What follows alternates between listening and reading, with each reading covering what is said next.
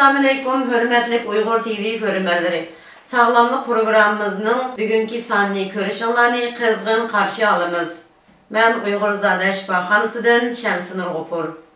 Bugünkü proqramımızda armudның şifalı rolu bilan tanışıb ötümüz. Armud, Ətirgül ailəsindəki yopurmaq taşlaydigan oğulluk ösümlüklərinin birisi bulup, bunun meyvesi elips şekilde, yani tohum şekillik buludu. Bununki rengi kızıl, kök, serik hem kara bulup, təmi bəzisinin çüçümən, bəzisinin tatlıq hem soluk buldu. Hem de Uyghur tibabeti de armudunu ikinci derecede öl, soğuk dep qaraymiz. Bazı qaraşlarda, yani bazı kitaplarda ikinci derecede öl, ısıq dep qarılıdı.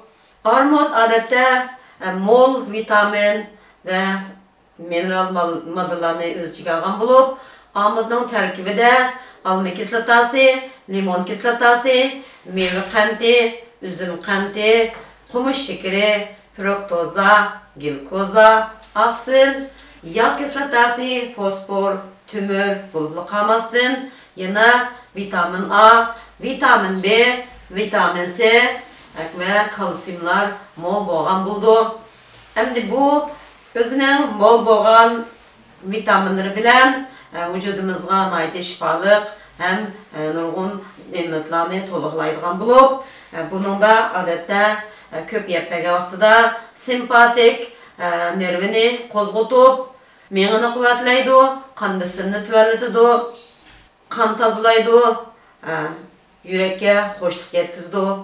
Ondan başka xilissiz quruq ısıqni tanışaydı, jügerinin hararetini pasaytip, suluqni pasaytidi, yüreknin tizlap ketişini aldını alıdı.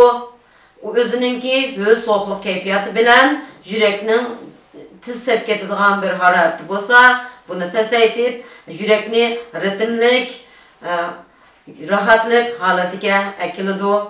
Ondan başka kan tomirlarınki divarını yumuşatidi, kengaytidi, elastikini yaxshilaydi. Şunun bilen kan besimini tushiridi deb qaraymiz. Ondan başka jigarning hararetini pasaytidi. Yani bu quruq ısıq, yani sapra mijozlarning saprasını pasaytib, quruq ısıqni bedenden haydab, jigarni rahatlatidi, suluqni pasaytidi.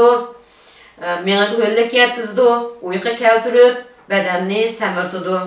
Onundan başka bu köp istimal qilgan vaqtimizda davamlı qaziyet bo'lib qolgan adamlarning qaziyetini o'xshaydi. O'zining höllük xususiyati hem erish, qattiq modlarni yumishtish xususiyatiga asosan kichik uchay hem cho'ng uchaylardagi, hatto bo'g'moq uchay, tuz uchay, Esman üçeylerinin içindeki turup qalğan qaldıq maddelarını, yoki qattiqlashib qalğan, yoki turup qalğan çirindilarını haydab chiqarib, bedenninki gayri tabiiy o'sib, rak paydo bo'lishining oldini oldi. Ondan başqa ko'krak raki o'xshash, ko'krakda sut paydo bo'lib qilib, ya'ni sutlarning turib qilib, qattiqlashib qilishidan gayri bo'lib, u yerda munak paydo bo'lishining, hatto ko'krak raki bo'lishining oldini oladi deb qaraladi. Ondan başka yüreknin hararetini pasaytgachga yürekka hoşluk yetkizidi, bedendeki kanı tazalaydi, terkibide mol vitamin tutgan bulup, bedendeki toksinlarni haydab, vücudumuzni paqirtish, yani terilarni paqirtish, bedenge jula berish, rang paydo qilish, ortiq xiltani sürüp tozalash, moddalarni pishirish roligi ega. Ondan başka Meyinin quvvetini aşırıdı, yana terkibideki A vitamininin köp bo'lishi bilan ko'zning ko'rish quvvetini aşırıp, ko'zninki har xil şekilde ko'z besiminin eshib ketishini tuvaltib, ko'zninki ko'rish to'r pardalarini aydınlatidi, nurunu o'tkirlashtiradi. Ondan başka ko'zdagi to'salg'ularni, yana 5 a'zodagi to'salg'ular bo'lsin, ko'zning to'salg'ulari bo'lsin, ularni echib, ko'zni ro'shanlashtirish roliga ega. Endi bu davomli yepagan vaqtida qavziyatni yo'q qiladi.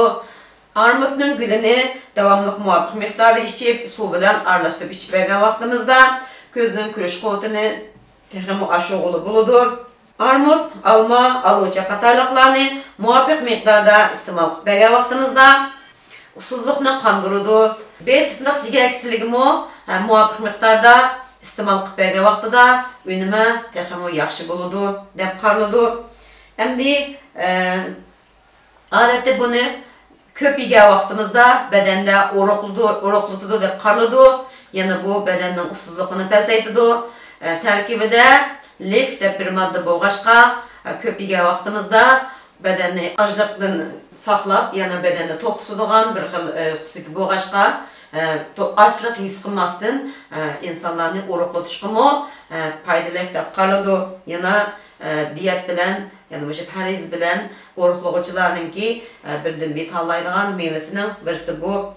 Buni muvafiq miqdorda har kuni 1 tanadan 3 tanagacha iste'mol qilishga muvaffaq keladi. Buni ko'p iste'mol qilgan vaqtimizda sovuq mizoj kishilarning beshini og'ritib qo'ydi, oshqozonni ojizlashtirib qo'ydi. Endi buni tuzatkichligan vaqtimizda zanjibil bilan badiyan, agar armut topolmasak, uning o'rinbosari biya, olma, neshbut. Buni yana har qanday kishilarning iste'mol qilishiga mos keldi. Faqat sovuq mizojdan boshqalar armutni ko'p iste'mol qilish vücudumuzga foydali hem salomatligimiz uchun rakninki oldini olish, har xil rak hujayralarning ko'payib ketishining, har xil badanimizdagi o'smalarning paydo bo'lishining oldini olishda unumli mevalarning besi deb qaraladi. Bugungi programmamizni ko'rganingizga rahmat. Assalomu alaykum va rahmatulloh.